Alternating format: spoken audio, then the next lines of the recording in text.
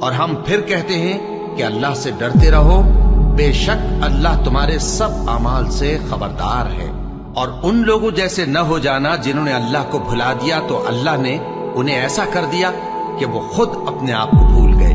یہی لوگ ہیں نافرمان۔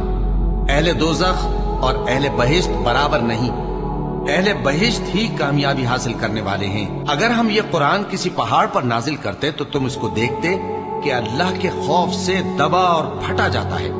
اور یہ مثالیں ہم لوگوں کے لیے بیان کرتے ہیں تاکہ وہ غور کریں۔ وہی اللہ ہے جس کے سوا کوئی معبود نہیں، پوشیدہ اور ظاہر کا جاننے والا، وہ بڑا مہربان ہے، نہایت رحم والا ہے۔